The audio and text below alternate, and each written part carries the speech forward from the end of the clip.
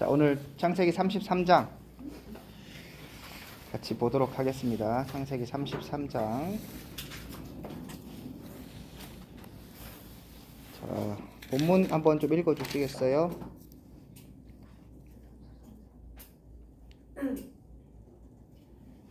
야곱이 눈을 들어 에서가 400명의 장정을 거느리고 오고 있는지라 그의 자식들을 나누어 레아와 라헬과 두 여종에게 맡기고 여종들과 그들의 자식들은 앞에 두고 레아와 그의 자식들은 다음에 두고 라헬과 요셉은 뒤에 두고 자기는 그들 앞에서 나아가되 몸을 7번 땅에 굽히며 그의 형 에서에게 가까이 가니 에서가 달려와서 그를 맞이하여 안고 목을 어루맞추어 그와 입 맞추고 서로 우니라.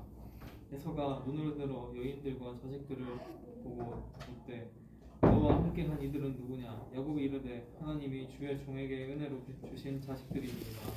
그때 여종들이 그의 자식들과 더불어 나와 절하고 레아도 그의 자식들과 더불어 나와 절하고 그 후에 요셉이 라헬과 더불어 나와 절하니 에서가 또 이르되 내가 만난 바 이 모든 때는 무슨 까닭이냐? 야곱이 이르되 내 주께 은혜를 입으려 함이니이다.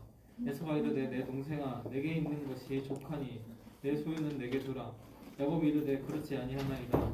내 형님의 눈앞에서 은혜를 입었사오며 청하건대 내 손에서 이 예물을 받으소서. 내가 형님의 얼굴을 배웠는즉 하나님의 얼굴을 본 것 같사오며 형님도 나를 기뻐하시니이다. 하나님이 내게 은혜를 베푸셨고 내 소유도 속하오니 청하건대 내가 형님께 드리는 예물을 받으소서 하고 그에게 강권함에 받으니라. 에서가 이르되 우리가 떠나자. 내가 너와 함께 너와 동행하리라. 야곱이 그에게 이르되 내 주도 아시거니와 자식들은 연약하고 내게 있는 양떼와 소가 새끼를 데리고 있은즉 하루만 지나치게 몰면 모든 데가 죽으리니 청하건대 내 주는 그보다도 앞서가둬서 나는 앞에 가는 가축과 자식들의 걸음대로 천천히 인도하여 세일로 가서 내 주께 나아가리이다. 에서가 이르되 내가 내 종 몇 사람을 내게 머물게 하리라. 야곱이 이르되 어찌하여 그리 하나이까? 나로 내 주께 은혜를 얻게 하소서 하매 이날에 에서는 세일로 돌아가고 야곱은 숫곳에 이르러 자기를 위하여 집을 짓고 그의 가축을 위하여 우릿간을 지었으므로 그 땅 이름을 숫곳이라 부르더라. 야곱이 바단 아람에서부터 평안히 가나안 땅 세겜 성읍에 이르러 그 성읍 앞에 장막을 치고 그가 장막을 친 밭을 세겜의 아버지 하몰의 아들들의 손에서 크시타에 샀으며 거기에 제단을 쌓고 그 이름을 엘렐로테이스라이라 불렀더라. 아멘. 감사합니다. 자, 이제 드디어 야곱과 에서가 만나는 장면인데, 지난주에 봤던 것처럼 본문이 계속적으로 32장에 모호성을 계속 주고 있다고 말씀드렸죠, 그죠? 그래서 정확하게 뭔가 드러나지 않고 과연 하나님이 야곱을 도와주실 것인가, 그런 사인이 있는 것 같은데 야곱은 끊임없이 두려워하고 계속 고민하고 이런 것 가운데 이제 씨름을 통해서 어쨌든 하나님 축복을 받았어요. 그렇지만 그 결과를 보면 이제 그가 절었다고 얘기하잖아요. 그러니까 뭔가 큰 상처를 남기고 지금 문제가 끝났죠. 하나님과 씨름에서 큰 상처가 있고 그 다음에 또 성경에 보면 해가 돋았다 해서 그렇지만 또 뭔가 좋은 일이 있을 것 같고 약간 뭐가 이제 왔다 갔다 하는 그런 상황이죠. 그런데 오늘 1절에 보면 야곱이 이제 그 다음에 쩔뚝쩔뚝 절면서 이제 오는데 눈을 들어 보니까 보이는 게 에서가 400명의 장정을 거느리고, 그러니까 성경이 기술하기를 그냥 에서가 왔다가 아니라 뭐 에서를 만났다 이게 아니고 여전히 400명을 거느리고 오는 얘기가 또 오는 거예요. 그러니까 여기서도 모호한 거죠. 과연 오긴 오는데 지금 뭔가 축복은 받긴 받았는데 근데 뭐 자기는 절뚝절뚝 절고 있고 지금 밤을 샜잖아요. 그리고 씨름했으니까 뭐 몰골은 말이 아니겠죠. 뭐 피곤하고 정신 뭐 멍한 상태에서 뭐 이렇게 받긴 받았는데 씨름을 해서 뭔가 얻기를 얻었는데 이게 정말 어떻게 되는 건지 모르는 그런 상황에서 눈을 들어서 보니까 에서가 400명을 걸고 막 먼지를 날리면서 막 오겠죠. 그 긴장감, 여기서도 정확하게 성경이 그래서 모든 상황들이 다 해결됐다 이게 아니라 자꾸 이제 모호함을 줍니다. 그래서 에서가 400명의 여기서 장정을 거느리고 온다고 하는 거 보면 뭔가 느낌이 긍정의 느낌은 아닌 거예요. 에서가 지금 느끼고 야곱이 느끼고 있는 그 감정이 굉장히 복잡했을 거고요.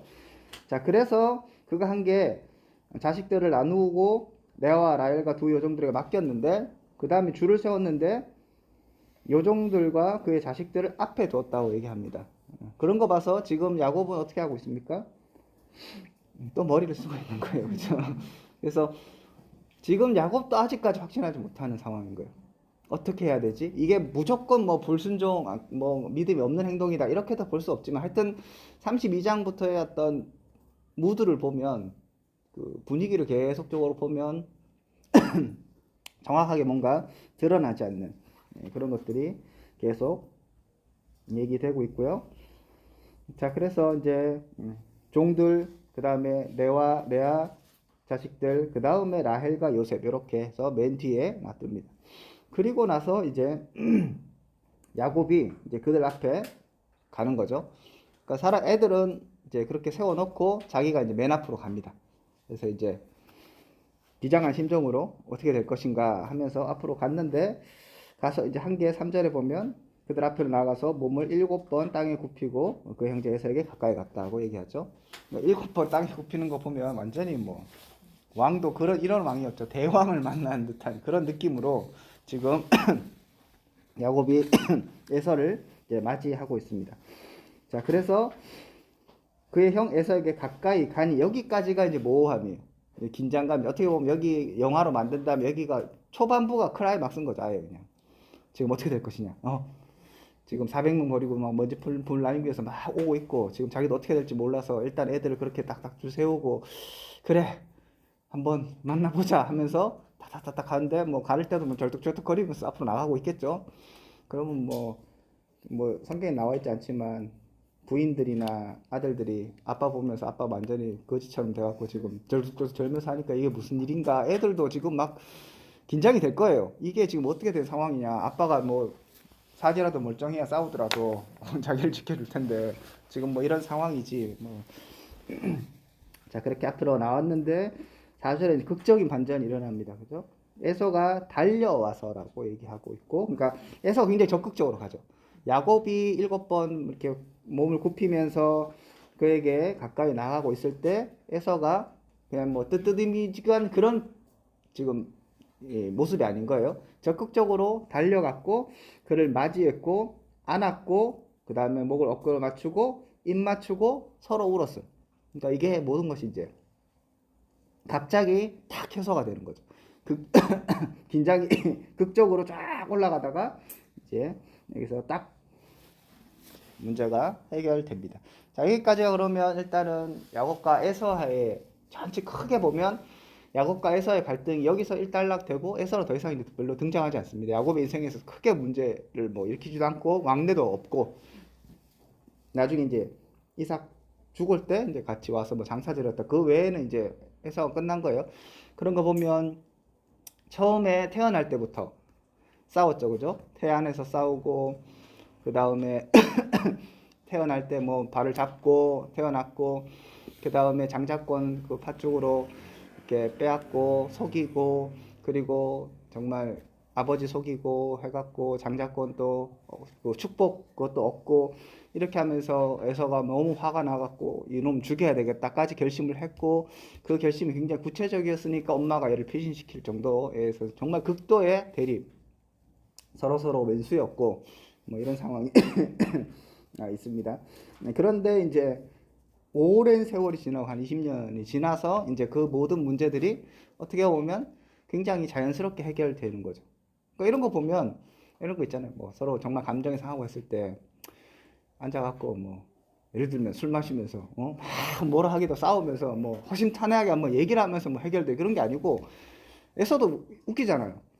그냥 갑자기 달려와갖고 안아주고 뭐 이렇게 맞이해주고 막 이렇게 하는 걸 보면 그 중간에 어떤 일이 있었는지 모르겠지만 아니면 야곱을 딱 보는 그 순간에 마음이 바뀌었는지 400명 끌고 온 것은 어떻게 보면 이게 우리가 정확하게 추측은 해석은 할 수 없지만 이게 긍정일 수도 있고 부정일 수도 있는데 부정의 의미가 강하지 않나 싶어요. 그 400명이나 굳이 데리고 올 필요가 있는가? 그런 거 봤을 때 일단 에서의 마음이 어느 순간에는 굉장히 극적으로 바뀐 것이 아닌가 하는 추측도 한번 해볼 수 있겠죠. 정확하게는 뭐 모르겠습니다. 성경이 그 부분을 얘기하고 있지 않으니까. 자, 그래서 모든 이제 에서와의 문제가 해결되고 아주 극적으로 그리고 굉장히 에서 자체가 적극적으로 야곱을 받아준다라고 볼 수 있겠습니다. 자, 그럼 그런 과정에서 보면 야곱과 에서의 관계는 사실은 쌍둥이. 뭐 고대 사회는 그래도 형이지만 우리도 그렇잖아요. 형은 형인데 쌍둥이면 서로 인정 안 하잖아요. 형은 형이라고 부르지만 똑같이 태어났는데 뭐 그런 상황이고 서로 지금 하는 거 보면 야곱이 오히려 꾀를 쓰고 뭐 이렇게 잔재주를 부리면서 형을 넘어서려고 하고 있었고 명목상으로는 장자의 축복도 그 장자권도 받았죠, 그죠? 그러니까 뭐 사수니까 이게 뭐 법적으로 효력이 있냐 없냐를 떠나서 일단 뭐 장자권 자격이 넘어와 있고 그리고 아버지의 축복도 받았어요. 그런데 야곱이 에서를 대하는 태도를 보면 장자는 웬 장자, 뭐 신하도 뭐 종도 이런 종이 없을 정도로 깊이 완전히 팍 엎드려 갖고 깽깽깽깽거리고 있잖아요. 그런 거 보면 뭘 하려고 이 고생 난리를 지겠는지 모르는 거죠. 그러니까 에서와 야곱의 지금의 관계를 보면 그냥 에서는 형 정도가 아니라 그냥 아버지의 장자 정도가 아니라 완전히 야곱을 눌러버릴 수 있는 강력한 힘과 그 다음에 능력도 갖고 있고 그런 위용도 딱 갖고 있는 거예요. 그 야곱이 거기에 바짝 엎드릴 수밖에 없는 처지가 된 거죠. 그런 거 보면 야곱이 스스로 뭔가 하려고 했던 그 모든 것들이 얼마나 부질없는가를 우리가 볼 수 있어요.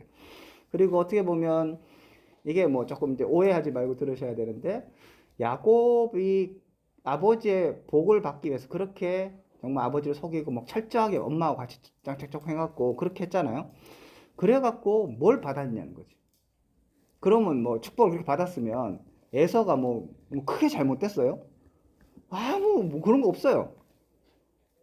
다시 그 야곱의 축복에 그 이삭이 야곱을 축복한 것들을 보면 되게 두리뭉실해요.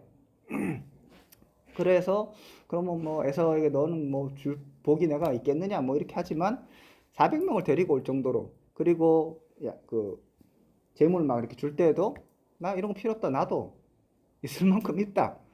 거기에서 큰 세력을 이미 차지하고 있는 굉장히 큰 그런 족장으로 이미 에서가 성장했잖아요.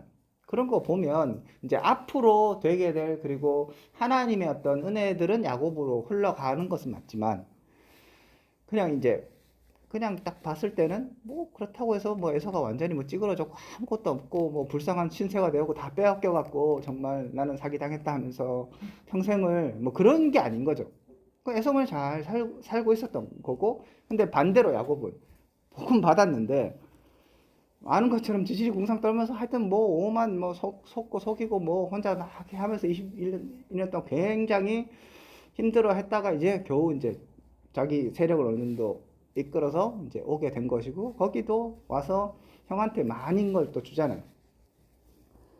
그런 거 보면 야곱의 그런 인간적인 어떤 노력들 이것은 굉장히 부질없는 것이다. 결국에 그러면 야곱에게 주어지는 것은 하나님께서 궁극적으로 그에게 이제 베푸실 그가 그럼에도 불구하고 그리고 억지로 어거지로 축복을 받긴 받았지만 결국 이후에 이루어질 그런 거지 뭐 야곱 자기의 인생에 있어서 자기는 험악한 세월을 살았다고 요 다음 장이 벌써 디나의 그 강간 사건이고 계속 문제가 발생하잖아요.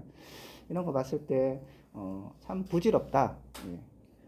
그런 거 보면 우리가 좀 적용을 해본다면 내가 정말 요거를 받으면 내 인생이 탁 풀릴 것 같고 요거 얻으면 잘 될 것 같고 그렇게 아둥바둥 우리가 살고 있는데 복을 얻기 위해서 노력하고 기도하고 애쓰고 하나님 섬기고 있는데 이거를 하나님의 섭리와 하나님의 뜻을 넘어서서 내가 자꾸 하게 되면 결국에 가서 얻는 것이 없다는 거죠. 그리고 또 달리 생각하면 뭐 하나님의 큰 계획과 섭리 가운데서 에서가 결국 이제 뭐 떨어지긴 하지만, 근데 그럼 뭐 에서의 사실 잘못은 아니에요. 태어날 때부터 큰 자가 작은 자를 섬기고 뭐 이렇게 돼버렸으니까 하나님이 야곱을 사랑하시고 에서를 미워했다 하니까 이건 어쩔 수 없는 하나님의 큰 섭리이긴 한데, 에서의 입장에서 보면 장자권도 빼앗기고 그 다음에 아버지 축복도 빼앗겼는데, 그렇다고 해서 에서가 뭐 무슨 난리 난 게 아니라는 거죠. 이런 걸 보면 하나님이 하나님의 일들을 이루어 가시고 하나님의 백성 하나님께서 책임지시고 하나님의 자녀들은 하나님께서 돌보신다는 그 사실을 믿고 신뢰하면 자연히 찾아올 많은 일들을 우리가 오히려 그르치고 있진 않은가. 열심히 뭐 한다고 하는데 그것이 오히려 독이 되고, 그래서 결국 하나님이 넌 아직 좀 훈련을 받아야 되겠구나 이렇게 하면서 더 굴리는 그런 쪽으로 혹시는 가지 않을 수 있도록 우리가 또 고민하고 있죠. 점검하는 게 필요합니다. 자, 그래서 그 야곱은 굉장히 에서에 대해서 내 주, 그 다음 자기를 종 이렇게 지칭합니다. 되게 반복돼요, 그죠? 특히 에서를 주라고 얘기하는 걸 굉장한 많이 반복하고 있고, 아까 봤던 것처럼 최대한의 예의를 다해서 그를 섬기고 있고, 그리고 그의 얼굴을 볼 때 하나님을 본 것처럼 이렇게 얘기를 할 정도로 지금 굉장히 에서에 대해서 뭐 감동스럽겠죠. 지금 이것 때문에 고향으로 돌아가는 큰 장애물이 있었는데 이런 것들이 모두 해결되면서, 그러면서 어떻게 보면 야곱에게는 방금 전에 있었던 그런 사건들, 뭐 천사와 씨름하고 그 앞에 마하나임 뭐 이런 것들 보고 하나님께서 그 전에 돌아가라고 하셨고, 그런 많은 것들이 다시 한번 정리되면서 아, 하나님이 여전히 나와 함께하고 계시구나. 베델의 그 하나님이 그 말씀을 계속적으로 지켜가고 계시는 것과를 사실 깨닫게 되는 거죠. 그러니까 우리가 제일 좋은 거는 그 전에 하나님의 약속을 믿고 신뢰하면서 믿음으로 탁 가면 좋은데, 사실 그런 것도 있지만 우린 뒤돌아보면 아이고 내가 조금 더 믿음을 보였으면 좋았는데, 아이고 그는 하나님께서 그래 여기까지 인도하셨구나, 다시 한번 이렇게 정리하게 되는 거 아닌가 싶습니다. 자, 그래서 이렇게 아름답게 해결이 된 듯 했는데 여기로 딱 끝나면 좋은데 또 여기에서 이야기가 계속됩니다. 일단 이제 에서가 이제 자녀들 물어보죠. 얘네들 누구냐? 내 자녀들입니다. 여기서도 야곱은 하나님 나에게 주신 자녀들이라고 은혜를 주셔서 얻게 된 자식들이라고 얘기하고 있고, 그 다음에 또 에서가 물어볼 때 뭐 나한테 선물 왜 줬냐, 이거 뭐냐? 그래서 선물입니다. 내가 형님께 은혜를 얻기 위함입니다. 그래서 뇌물 좀 바쳤습니다. 받아주세요. 해서 거절하죠. 야, 됐다. 내게 있는 것이 족하다. 인간적으로 치면 자기도 손해를 본 것도 있잖아요. 그러니까 그래 내가 이거 한번 받아주고 그래 좋게 그냥 마무리하자, 우리가 형제인데 뭐 이런 게 아니라 됐다. 이거 뭐 그런 거 보면 에서가 잘 나가는 것 같아요. 그리고 또 자기도 체면이 있죠, 그죠? 근데 그냥 단순하게 거절한 거 아닌 것 같은 게, 이제 야곱이 굉장히 강권하여서 이것을 줘요. 억지로라도 이렇게 주려고 하는 그런 모습을 보이고 있습니다. 자, 그렇게 해서 이제 에서가 받았고요. 그 다음에 에서가 12절에 우리가 떠나자, 내가 너와 동행하겠다라고 얘기해 줍니다. 이제 우리 형제니까 같이 가자 했을 때 여기서부터 이제 야곱이 슥 잘 발을 또 뺍니다. 근데 뭐 이유는 그때 자기 양떼나 소가 이제 새끼가 있어서 지나치게 몰면 그때가 죽겠다 이렇게 얘기를 해서 쓱 피하죠. 뭐 그런가? 그러면 내가 내 사람들을 좀 이렇게 심어줄게, 보호해줄게, 이런 거겠죠, 그죠? 같이 가자. 이렇게 에서는 계속적으로 선의를 베풀고 있는 것 같아요. 이제 뭐 손해 볼 것도 없고 뭐 그냥 됐다, 그래 형님으로 내가 품어줄게 이렇게 하는데, 또 야곱이 에이 됐습니다 하면서 안 하고 그래서 이제 내가 나중에 14절에 보면 세일로 가서 내줄게 나아가리라 이렇게 얘기를 해서 나중에 형님 찾아뵐게요 하고, 성경에는 정확하게 나오지 않지만 하여튼 찾아러 갔다는 얘기는 없어요. 여기서 이제 빠이빠이 하고 끝나는 것 같습니다. 이런 걸 보면 야곱은 어떻게 보면 에서에 대한 감정이, 에서는 오히려 더 풀린 것 같기도 한데, 뭐 성경 여기상으로 보면 야곱은 안 풀린 것 같아요. 이게 뭐 자기가 악감정이 아니라 여전히 형은 너무 어렵고 너무 무섭고 너무 뭐 지가 한 행동이 있으니까 두려운 거죠. 하여튼 나쁜 짓 한 놈이 더 불안하게 사는 거예요. 그래서 야곱이 여전히 뭔가 하나님께서 그렇게 택하신 것에 있어서 분명히 지금 경험했지만 여전하게 이거에 대해서 누리지는 못하고 있는 그런 거를 우리가 볼 수 있습니다. 자, 그래서 이제 야곱은 숫곳에 거주하게 되죠. 여기에 숫곳에 거주해서 뭐 쓸데없는 얘기일 수 있지만 그래서 이제 여기서 디나의 문제가 터지잖아요. 그러면 뭐 가정해서 에사와 같이 갔으면 뭐 이런 사건이 없었을까? 만약에 그리고 에서가 같이 있었으면 디나가 그런 문제가 밝혔을 때 여기 보면 야곱이 또 두려워하거든요. 애들이 가갖고 막 다 죽이잖아요. 그랬을 때 제가 오늘 말씀 다시 한번 보면서 야, 요때 에서가 같이 있었으면 누구도 야곱을 건드리지 못했을 것 같고 오히려 야곱이 뭐 이렇게 인간적으로는 더 두려워하지 않았을 것 같은데 지가 이렇게 형 가세요 하고 하니까 이제 또 이런 일이 터지는 거죠. 뭐 그리고 애들이 또 가서 막 화내고 뭐 애를 죽이고 뭐 하는 거 보면 또 엉망이 됩니다. 그래서 뭐 꼭 에서를 같이 갔어야 되는 게 100% 옳다 뭐 그런 차원의 문제는 아니고 야곱에게는 여전히 에서를 향해서 껄끄러움이 있었고 이런 것들이 결국에 가서는 또 여러 가지 문제들을 또 발생시키기도 합니다. 숫곳에 있게 되고요. 그리고 여기서 뭐 이제 땅도 사고 그죠? 우리간도 짓고 이렇게 하면서 맨 마지막에 그래도 거기에서 제단을 쌓고 이름을 엘렐로헤 이스라엘이라 불렀다 하는데 이게 이제 뜻이 하나님 뭐 이스라엘의 하나님 이스라엘이 전능하신 하나님 뭐 이런 뭐 얘기인데 그러니까 자기가 이제 이스라엘로 이름이 바뀌었죠. 그래서 나의 하나님 정도로 뭐 생각하면 될 것 같아요. 자기 하나님으로 고백하고 있는 걸 봐서는 그래도 하나님께서 이렇게 보호해 주시고 함께 하신 것들에 대해서 야곱이 이제 여기까지는 충분하게 이해하고 있는 것은 분명한 것 같습니다. 그래서 오늘 본문을 통해서 우리가 설교할 수 있는 부분을 생각해 본다면 야곱이 형을 속이고 장자의 권리를 샀고 아버지로부터 축복을 받았고 이렇게 했지만 겉으로 보기엔 인생에서 직접적 유익은 없어 보이는 것은 또 사실입니다. 그죠? 오히려 괜히 고생만 하게 된 것이죠. 장자의 명분은 아버지의 유산을 얻는데 전혀 사용되지 못합니다. 원래 장자의 명분이라는 게 아버지 재산을 하고 뭐 이렇게 되는 거잖아요. 근데 거기에 있어서 아버지 재산은 지금 뭐 받았다는 이야기가 없어요. 이렇게 되는 거예요. 내가 이제 장자의 명분을 받았고 원래 같으면 가서 이제 아버지의 장자의 명분을 내가 이제 사용하겠습니다. 아빠 거 내 거예요. 뭐 이렇게 얘기할 수도 있는데 야곱이 지금 그걸 안 하는 거예요. 내가 이제 바짝 엎드리고 이렇게 했다는 건 나는 그런 거는 전혀 지금 사용할 그런 생각이 없습니다라고 얘기하는 거거든요. 자기가 생각이 있으면 안 되지. 그러니까 장자의 명분 얻었지만 실제로 그걸 사용하는 건 없는 거예요. 뭐 그런 측면에서 봐도 그렇고 그 다음에 이삭의 축복이 큰 틀에서 의미가 있어 보이지만 오늘 본문에서 에서에 비교해 보면 뭐 큰 차이가 없어 보입니다. 창세기 27장 여러분들 보시면 이삭을 이렇게 축복해요. 그가 가까이 가서 그에게 입맞추니 아버지가 그의 옷의 향취를 맡고 그에게 축복하여 이르되 내 아들의 향취는 여호와께서 복주신 밭의 향취로다. 하나님은 하늘의 이슬과 땅의 기름짐이며 풍성한 곡식과 포도주를 내게 주시기를 원하노라.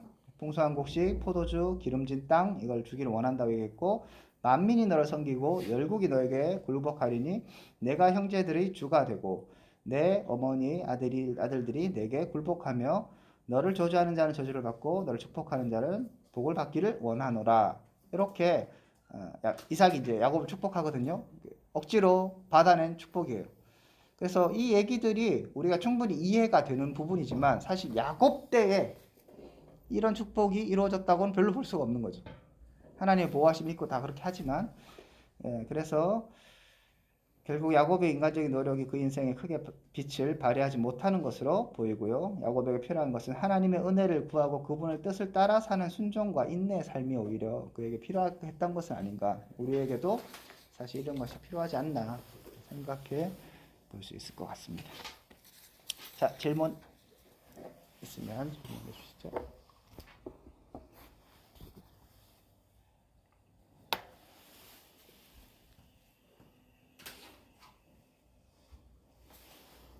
그냥 진짜로 질문 예. 그 뭐지? 이삭이 에서로 등장한 야곱을 축복할 때 하고 난 다음에 에서한테 에서한테 이렇게 말하잖아요. 내가 이미 다 했겠다고. 그냥 에서가 내가 내 장자를 엉덩이를 뜯고 내 복도 뺏었다. 나한테 남길 복이 없나 이랬더니 이삭이 이렇게 말하잖아요. 반드시 그가 복을 받는다.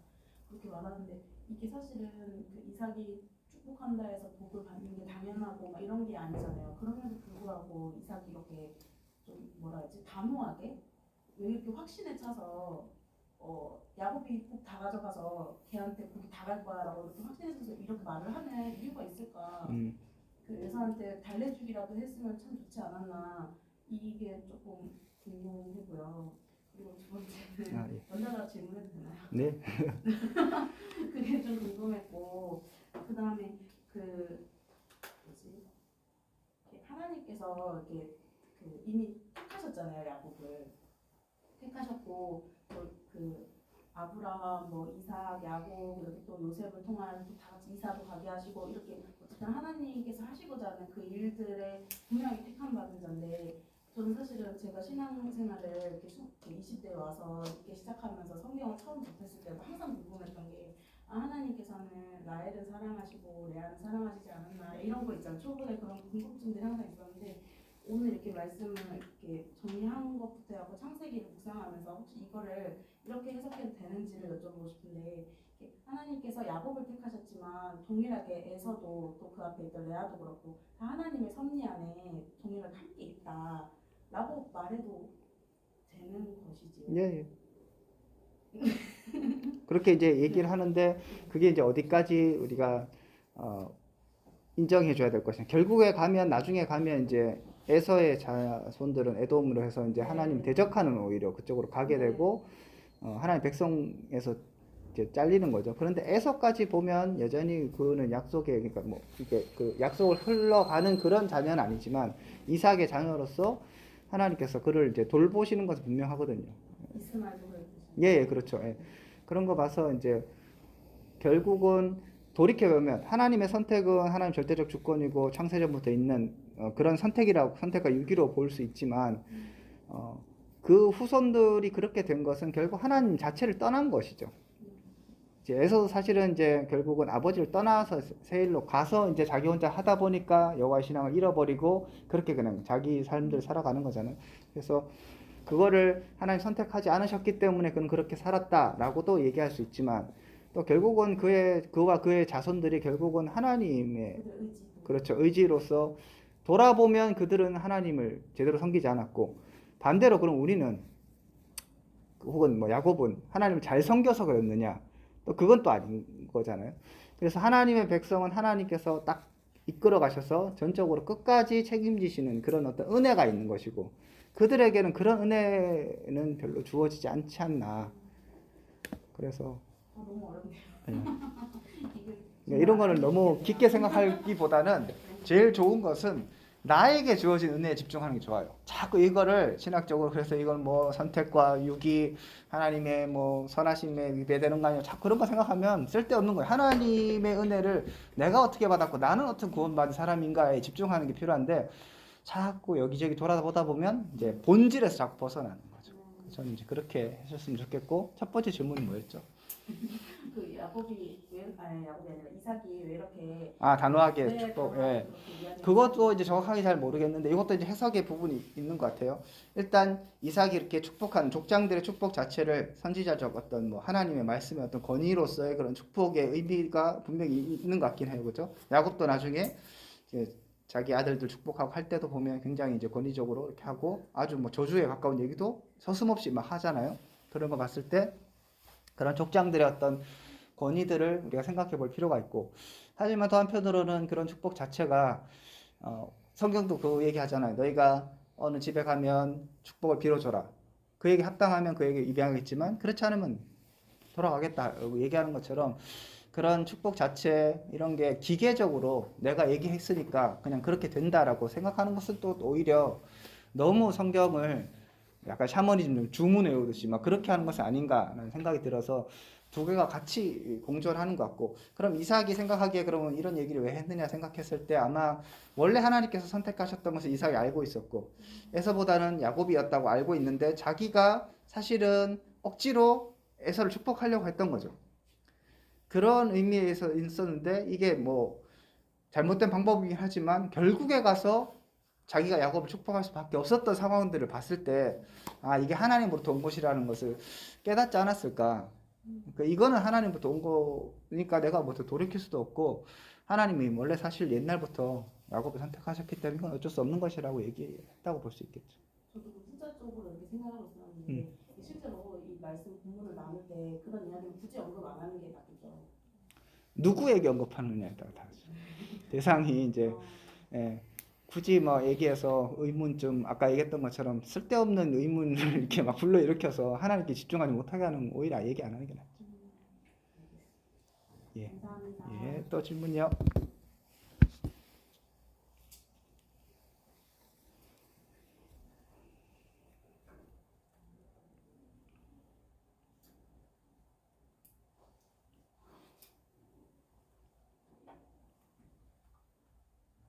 한 개만 더 해주세요. 예, 두 개 더 하셔도 됩니다. 궁금한 건 그 뭐지 이제 창세기 계속 이제 시스템마켓을 할때 들으면서 하나님의 크신 계획과 섭리에 대해서 저는 계속해서 이렇게 깨닫고 있는데 반복해서 이거 창세기 본문들을 나눌 때마다 그 설교의 방향을 이 크신 하나님의 계획과 섭리에 계속 집중해서 같은 메시지를 계속 던지면서 이 설교를 이어가 되는 건지 그게 사실 좀 궁금했습니다. 결국 성경의 전체적 주제는 하나인 거잖아요. 네. 그런 면에서 그런 개별 설교의 주제가 뭐 하나로 모아진다는 것 자체를 너무 이렇게 너무 지루할 거다라고 생각할 필요는 없을 것 같고요. 그런데 문제는 이제 그거죠. 늘 똑같은 얘기를 할 수 없잖아요. 그러면 이 본문을 내가 해석해서 그 결론에 도달한다면 사람들이 고개를 끄덕일 수 있는 거죠. 어떤 길을 갈 때도 어떤 때는 이쪽으로 길을 갈 수도 있고 저쪽 길을 갈 수도 있고 그렇게 가면서 목적지는 같지만 아 오늘은 이렇게 가보니까 새롭고 또 저렇게 가보니까 또 새롭고 그러니까 본문을 해석한다는 건 그렇게 본문 하나하나를 이렇게 들춰내면서 보면 결국에 가서 또 똑같은 뭐 똑같다고 보기는 어떤 큰 전체적인 주제에 도달하게 되고 그래서 뭐 너무 그런 거에 있어서는 결론이 같다 이거보다는 내가 그 과정에 충실했는가 그래서 성경 본문이 제대로 풀어지고 사람들에게 잘 설명되어서 사람들이 고개를 끄덕이게 되었는가 이게 더 핵심이지 않을까 생각합니다. 감사합니다.